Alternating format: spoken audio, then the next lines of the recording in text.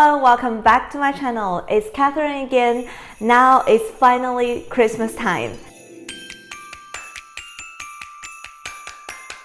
In fact, starting from the end of November, I can already see a lot of people start putting up their Christmas trees and making a huge effort to decorate their place. This year, we're not traveling anywhere because we're expecting a newborn, so for us, it's even more worth it to make an effort to decorate our house so at least we can enjoy the atmosphere throughout the festival.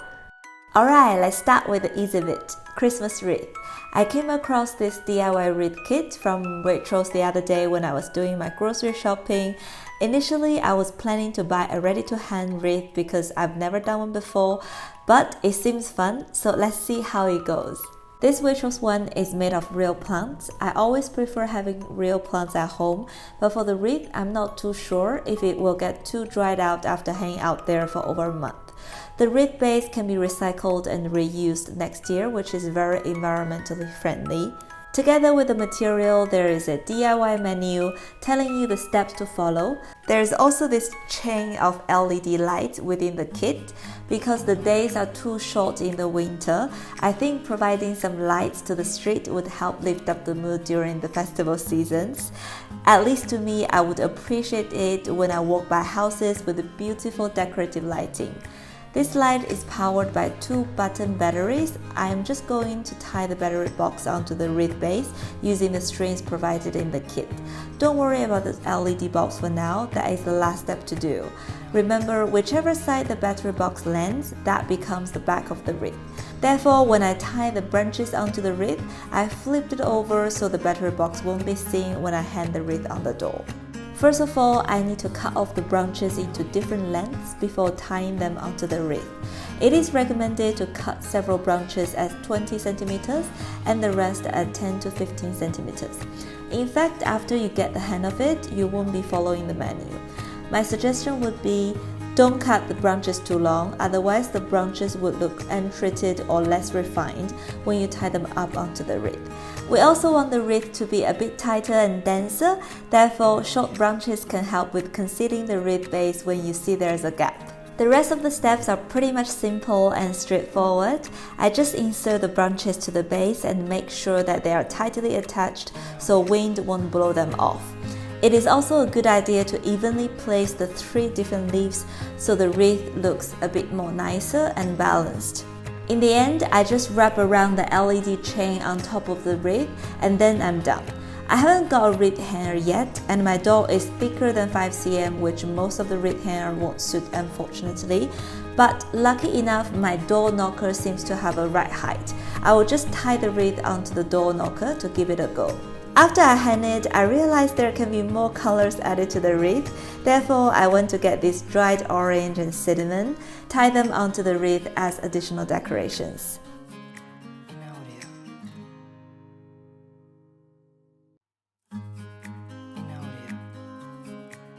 Ta-da! Wreath is now done and it also announces this family is ready for Christmas. We now have the door ready, next thing is the windows. Let's keep it simple by just hanging some battery-powered LED lights on my window shutter. Then when I close the shutter, you can see the light coming out from the window. Next is our staircases. Staircases are pretty much new thing for us. We used to live in a flat and never needed to worry about handrail decorations. But this year I got this 5-meter garland from B&Q to warp this area up. 5 meters sounds quite long, but if you decided to wrap a lot hoops to hide the handrails, it actually just does the job for my handrail. I also got these small golden colored decorations which I won't be using for our Christmas tree, so I just hang them here to go with the plain garland. This garland also comes with battery-powered LED bulbs which looks really nice at night.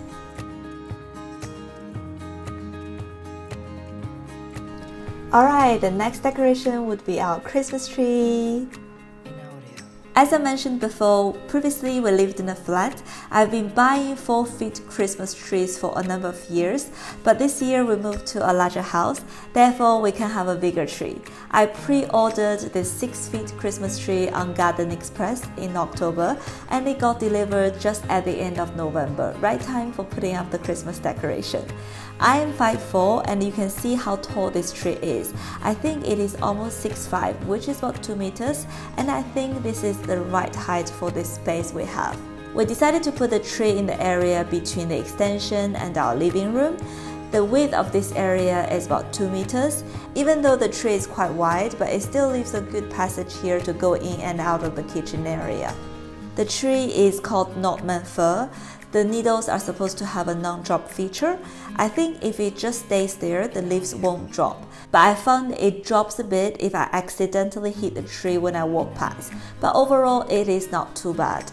For the decoration, I've been accumulating Christmas tree decors for several years, but they are not entirely consistent in colors and themes at all. I quite like silver and red combination. Red gives the happiness and festival feeling, and silver mirrors the snow and winter. Therefore, I got some more silver and red themed decoration this year. Let's see how it goes. Because I'm decorating a real tree, I realized that the gaps between branch layers on the upper tree is way wider than the bottom bit. Therefore, I like putting the larger balls or long decorations on the top to fill the gap, leaving the smaller decors to the lower tree, which is the denser part. And then I'll just alter the silver and red when I see it fit. Because our tree is not located in a corner, we ended up needing more decors. This is also a tip for you. If you want to save some decors, maybe it's worth putting the tree in a corner where only 1/3 of the tree is exposed.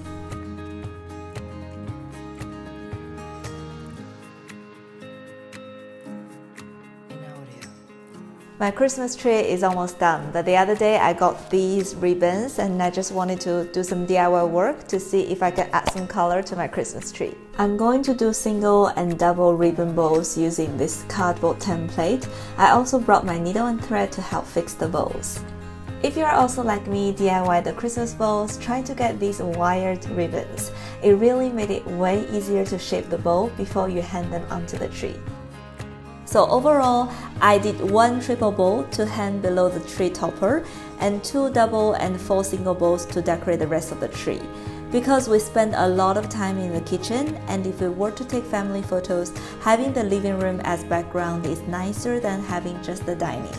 Therefore, I decided to put all the bows facing the kitchen. So this side is the main side of our Christmas tree. There you go, my tree is finally done. As a reference for our 6-feet Christmas tree, overall I used about 20 medium-sized decors, 40 to 50 small decors, 15 tiny ones like this, 7 large ribbon bows, a tree topper, and about 50 LED lights. Last but not the least, sustainability.